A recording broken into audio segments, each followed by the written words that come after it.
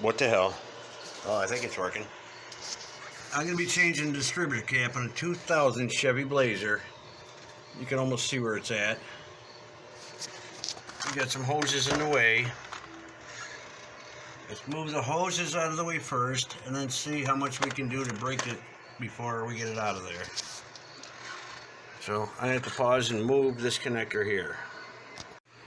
The connection for the hose is at the bottom part of both the heater hoses.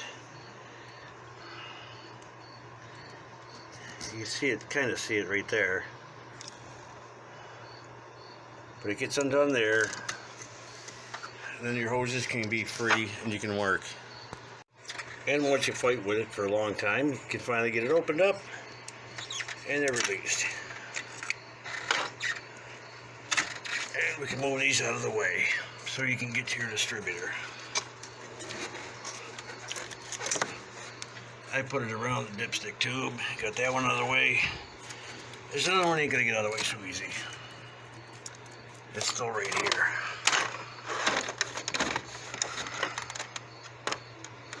But we got more room to get to the plug wires that go to the cap.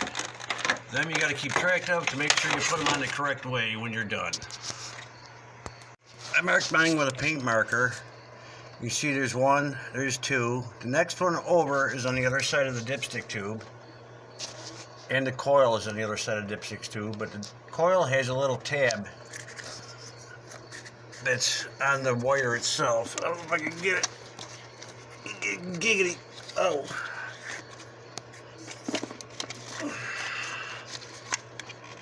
Trying to get to it. That's the one wire. There's the coil wire. It has a little tab on it. You can see the tab right in the back part here. That's your coil wire.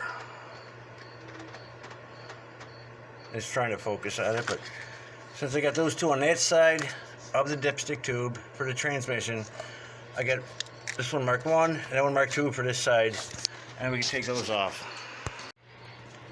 Try to loosen the wires up with a pair of pliers first so they come off easier and you don't pull them apart.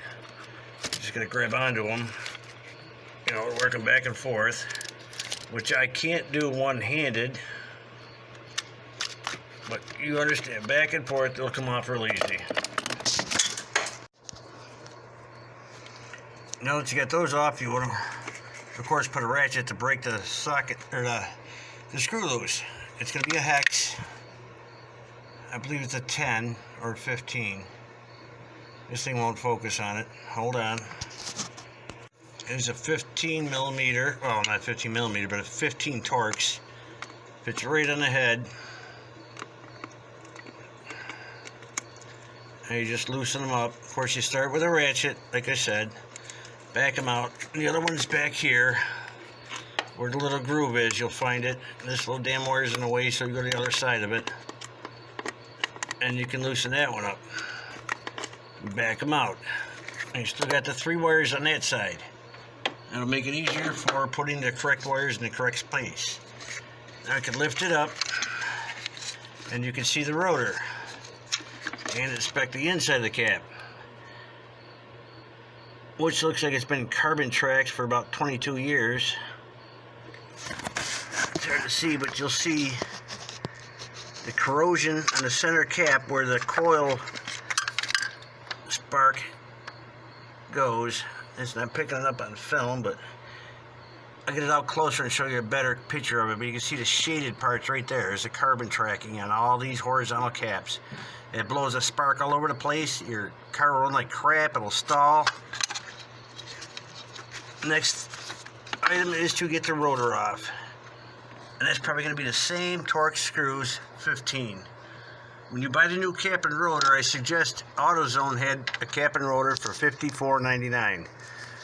It's a gold one, limited lifetime warranty, and it's going to be better than whatever somebody put on here. That looks like your basic replacement cap. But if that goes bad, you can get the replacement warranty at AutoZone. Alright, once you get the one side down, see how far you can get the cap up in the air. Then you get your other wires down here real easily, one at a time. Spin them first, then pull them off, and change them out one at a time when you put the new cap on. Right now, we got to get the rotor off, so we're going to go back to our 15 Torx. Put it right on there. We'll grab a ratchet and set that up. You got pretty limited space for swinging a ratchet. I would recommend a small 1/4 inch, but all I got is a 3/8 with me now. But all you do is just break her loose and keep turning it to get it off of there.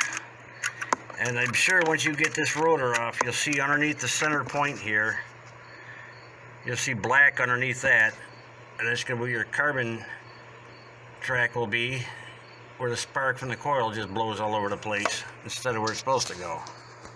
Of course, once you break it loose, the 2 screws on your rotor, all you do is spin them off by hand. It'd be nice if this thing would focus right. But you can see that the 15 fits in there perfect. And it looks like it finally got around to focusing itself. So back these out until it feels like they stop coming out more. And you should be able to lift that rotor right up out of there. Give her a try. Yep, she's loose. And surprise, look at the black carbon track. You can see it blowing everywhere except for going straight across where the contact point's supposed to be. And it's amazing. You just see, just like that, you can see a shadow. It's all carbon tracking. You look at your distributor. Looks dusty as dirt and shit all over the place in it. Should probably blow that out. I use compressed air in a can like you do for your computer, because you don't want too much. You'll be blowing crap all over the place. So I'm going to grab the can and blow the dust out of that. And of course, after blowing the dust out, you don't see as much crap in there as was before. A lot of that stuff, I don't know what that is, because it's too heavy to blow out, or the grease is holding it or something. But I use a can of compressed air called Duster. It just does a great job. Don't shake the can, let it sit the way it is, and you push your trigger into it. Shake the can, you'll get water out of it. Like that. But it's non-conductive, so it will evaporate quick.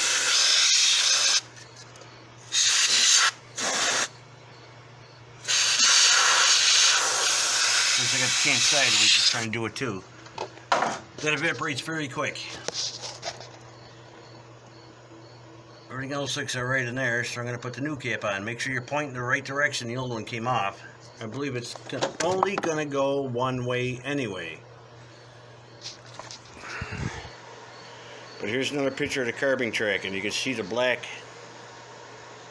where the coil terminal is right there. You see all the black darkness. That's carbon tracking. And that's what'll throw your spark anywhere but what it's supposed to go. And one more thing, comparing the caps, you can see the burn mark on this one. If I can get close and zoom in, it's burnt to shit. Of course, your new one is all new. That's just from typical arcing up against the post on the distributor cap itself. And there's your center spot where the coil spring presses down, and that you can see the carbon right around the whole entire thing too.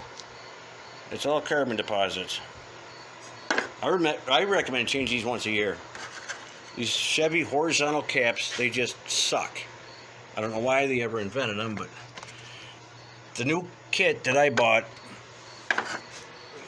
which I could show you the part number, is the gold version from AutoZone. It's cap and rotor. It comes with the little screws, all new. Here's the 2 little screws for the cap and rotor. Of course, these are the rotor, those are the cap. And they got Loctite on them so they don't bag off. We'll get the two ready for the new cap. We're going to put that on now. Of course, I got to set the camera down to do that. On these caps, there's two little tits that line up. I'm going to focus. Today would be nice. You see the one right here, and there's one right here by the screw holes. When you put that cap on, you got to make sure you go into the little holes that where your screw holes are. As you see the screw hole right here. Try to get closer. There's your little hole for the tits to go into. So when you're putting it on, just kind of guesstimate where your holes are. And you should be able to line. It's not easy to do. It takes a couple minutes. But just look where your screw hole is on the distributor and your cap. Get it close. Slide it around, and eventually she sits right in. And there you go. It's nice and even all the way across, so you know you're in. Then you can start your screws. Of course, the screws are machined perfectly, so they go right in. I'm doing without the ratchets, just threading it first. And they don't have to be tight. They just got to be snugged up. Of course, you got to drop it once in a while and get it lined up. They're not easy by any way to get in. You have to have it lined up perfectly. And they don't go far to tighten them up. And once they tighten, you're snug, that's it.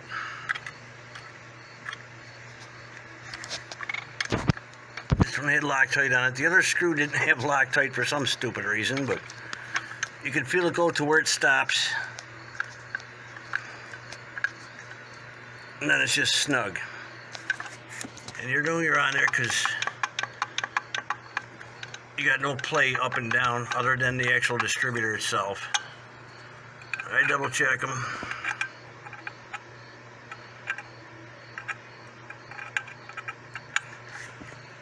That one's tight. That one's tight. And it's just snug. Don't use a ratchet on it because you'll snap the shit right out of it. So that's done. Now we'll go back to our cap. You can see how nasty that is on the inside. That's just nasty as crap. But what I'm going to do is keep those three spark plugs on this side, the wires. And then I'm going to put my 3 wires on the new cap first, or at least attempt it that way.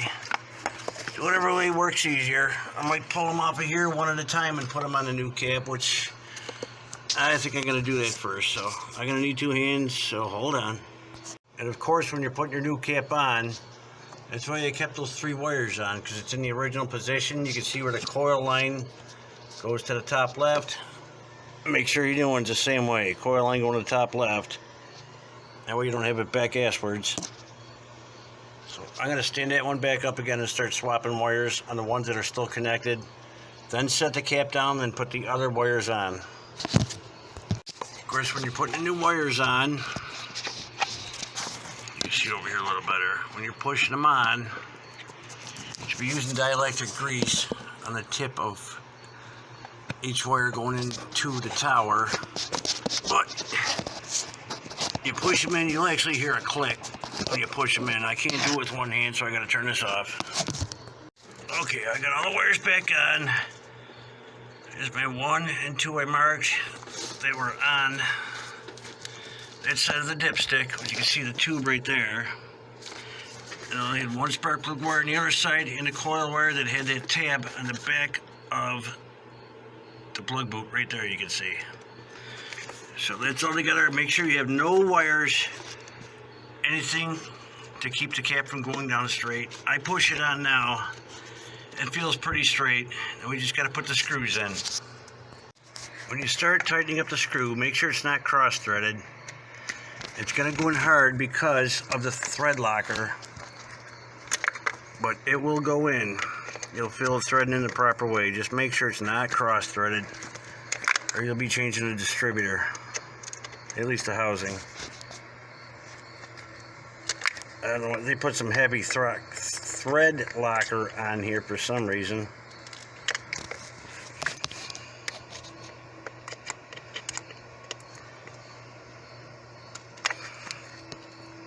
Got to go ratchet on that one. Start the other one in the back, which you can't see. But you can see where the groove is in the back. It's got to go into there. Move that wire up out of the way. Of course, you can't see a damn thing I'm doing, but as long as I got it in the hole, I guess it's a win. Depends on what you're doing, but I like it when it goes in the hole. It's a win. And you're doing the back one blind, but once you get on it, start tightening it, and then drop your ratchet, you'll be all right. But I must have dropped the ratchet and socket 47 times already, so you know Murphy's Law. If it can go wrong, it will. And make sure your cap is down solid before you start tightening. I had to check it a couple times to make sure it was down tight. And of course, you start threading them with just your extension. Get your 15 torques on there. As soon as it's tight, you can start tightening. I'll get back when I get the ratchet on it. Alright, I'm going to get the final tighten with the ratchet. You do realize you can't ratchet something with one hand, so I'm holding the socket while I'm ratcheting with my ratchet. And once you get snug, that's where you stop. You don't want to over tighten them nuts because you'll have to take it off again in another year. And you don't want to strip them because at tight angle, I'd recommend a 1/4 inch drive assembly just to get the socket, whatever extension you use, a swivel on the back if needed, because it's a pain in the ass. And this thing just does not like to focus. So I got my wires on. That one don't look like it's on too good. Make sure to push it out of the way. Alright, that one's on. And we'll see if it actually starts. The problem I was having, I got stalling when I come to a stop. And it just ran rough and just didn't run right. Well, you can see it here, it runs pretty smooth. Everything looks good there. No arcing. Go in the dark. Shut your lights off. You will hear if there's any arcing from a bad spark plug wire. They are so tucked in underneath there and go down to your plugs. But that's the pain in the ass, horizontal cap and rotor